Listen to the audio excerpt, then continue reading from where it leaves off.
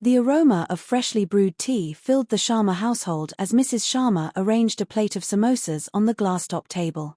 The late afternoon sun filtered through the curtains, casting warm golden streaks across the living room.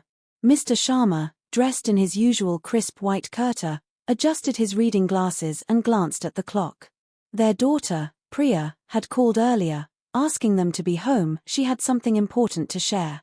Mrs. Sharma, ever the intuitive mother, had sensed the excitement in her daughter's voice. "Do you think she's finally ready to let us find a match for her?" she asked, pouring tea into delicate china cups. Mr. Sharma chuckled. "If only she were that sensible. She's always been stubborn about making her own choices." Before Mrs. Sharma could respond, the front door swung open. Priya entered, her eyes bright with nervous energy. She wasn't alone. A young man followed her in a tall, neatly dressed figure with a quiet demeanor.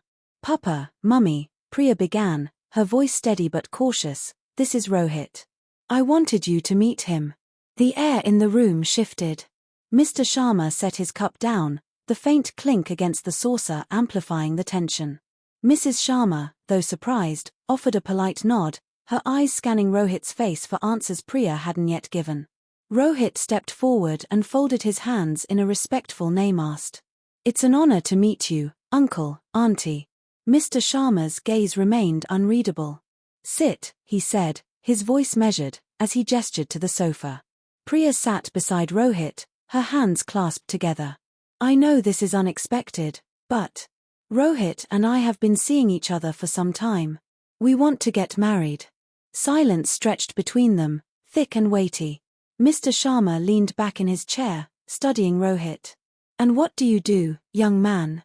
"I work as a software engineer," Rohit replied. "I come from a middle-class family. My father is retired, and my mother is a school teacher." Mr. Sharma's expression remained impassive. "Middle class, you say?"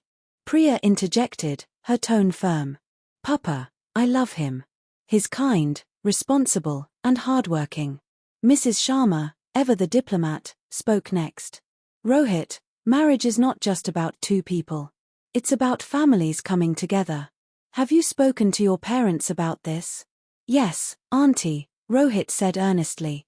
"They know about Priya and fully support our decision." Mr. Sharma exhaled, his fingers tapping lightly against the armrest. "We will discuss this further. But first, we would like to meet your family."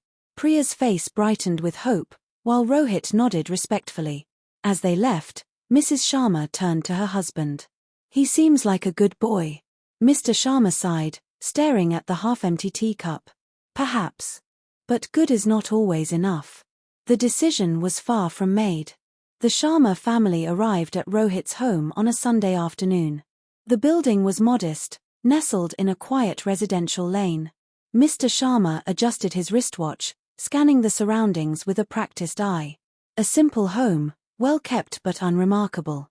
He exchanged a glance with his wife, whose expression remained neutral. The door opened before they could knock. A woman in her early 50s, draped in a cotton saree, greeted them with a warm smile. "Namaste, please come in," she said, stepping aside. "This is my mother," Rohit introduced, his voice carrying an unmistakable note of pride. Inside, the house was small but orderly. The scent of freshly ground cardamom lingered in the air, blending with the faint aroma of incense. A few framed photographs adorned the walls, simple snapshots of family moments rather than grand achievements. Rohit's father, a frail yet dignified man, rose from his chair. "Welcome, Mr. and Mrs. Sharma," he said, his voice steady despite the slight tremor in his hands. "We've heard so much about you." Mr. Sharma offered a curt nod. "Likewise." They settled into the living room, where tea was promptly served. Rohit's mother placed a plate of homemade snacks on the table. "I made these myself," she said with a hint of shyness. Mrs. Sharma smiled. "Thank you, they look lovely." The conversation began with pleasantries but soon veered toward the inevitable. Mr. Sharma, ever the pragmatist, leaned forward. "Tell me, Rohit, how do you plan to provide for Priya? Marriage isn't just about love, it requires stability." Rohit met his gaze without hesitation. "I understand, uncle. I have a stable job, and I'm working toward building a secure future. I may not be wealthy, but I will always ensure Priya's happiness and comfort." Before Mr. Sharma could respond, a relative, an older aunt, chimed in. "These days, love marriages are common, but they don't always last. Adjustments are hard." She clicked her tongue. "Families must think carefully." Priya stiffened. "Auntie, relationships work when both people respect and support each other. That's what truly matters." Mrs. Sharma cast her daughter a cautious glance, but Rohit's mother spoke gently, diffusing the tension. "Priya is right. A strong foundation is built on understanding, not wealth." Mr. Sharma remained unconvinced. Love was not a currency that paid bills or secured futures. He glanced at his wife, who, though composed, was clearly observing Rohit's family with an open mind. Then, Rohit spoke again, his voice softer this time. "Uncle, I lost my elder brother when I was 16. After that, I became the backbone of this family.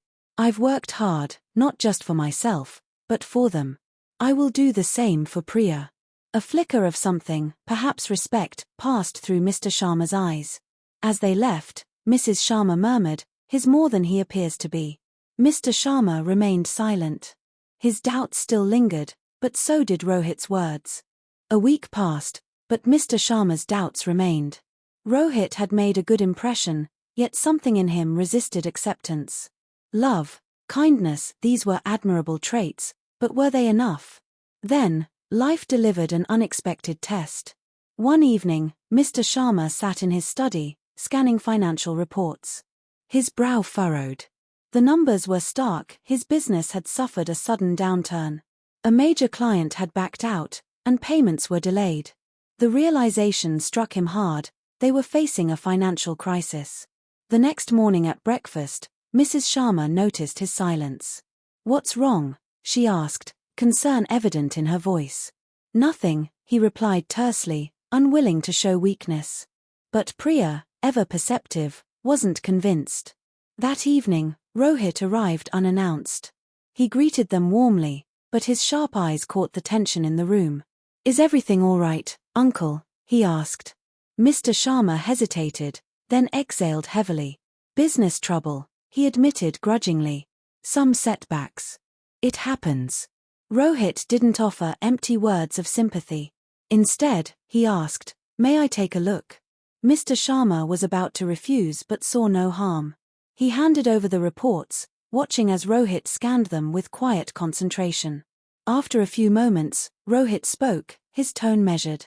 "Uncle, have you considered renegotiating terms with your suppliers? If you extend the payment cycle, you can ease short-term cash flow." Mr. Sharma blinked. "And what if they refuse?" "They won't, if you offer them a structured plan. I've handled similar situations at work." Rohit hesitated, then added, "I can draft a proposal if you'd like." Mrs. Sharma observed the exchange, her gaze shifting between the two men.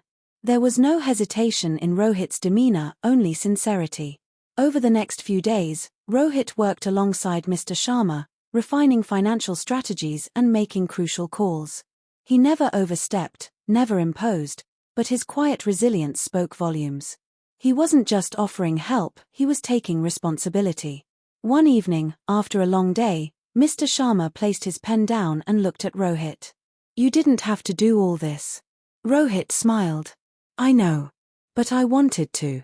For the first time, Mr. Sharma saw beyond his own doubts. Rohit wasn't just a good man, he was dependable. That night, as Priya walked Rohit to the door, she whispered, "Thank you." Rohit chuckled. "For what?" "For proving to Papa what I already knew."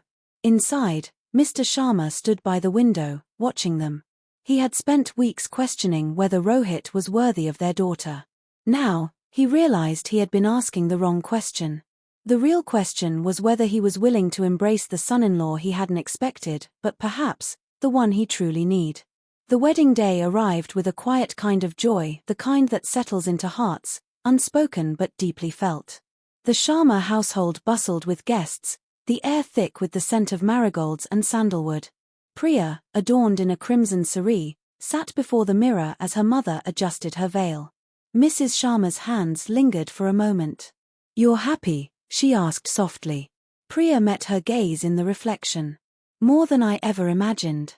In the courtyard, Mr. Sharma stood observing the preparations.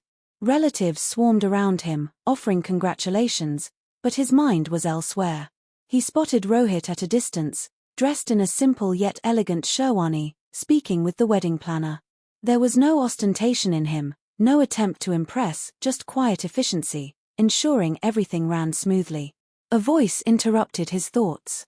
"You chose well," Mrs. Sharma murmured, stepping beside him. He exhaled, a hint of a smile touching his lips. "No. Priya chose well." When the ceremony began, traditions unfolded like a well-rehearsed play. The sacred fire crackled, mantras wove through the air, and garlands were exchanged. Yet, for Mr. Sharma, the defining moment came not with rituals but in a fleeting exchange. As Rohit bent to touch his feet after the wedding vows, Mr. Sharma placed a firm hand on his shoulder, stopping him. "There's no need for that," he said, his voice quieter than usual. Then, in a gesture that spoke more than words, he embraced Rohit. For the first time, it wasn't formality. It was acceptance. Later that evening, after the guests had departed and the house had settled into post-wedding stillness, Priya sat with her father on the veranda. The silence between them was comfortable, filled with the weight of unspoken emotions. "You were right," he said finally. Priya turned to him, surprised. Mr. Sharma exhaled. "It was never about money or status. I just wanted to know if he would truly stand by you, through everything." He paused, then added, "And he will." A lump formed in Priya's throat, but she merely smiled, slipping her hand into his. Inside, Rohit was helping Mrs. Sharma collect the last of the wedding decorations. She watched him for a moment, then said, "You've earned his respect, you know." Rohit smiled. "That means everything to me." Mrs. Sharma gave a small nod, then with the warmth of a mother, she added, "You're not just our son-in-law, Rohit. You're our son now." The house, once filled with uncertainty, now brimmed with something far more enduring: belonging.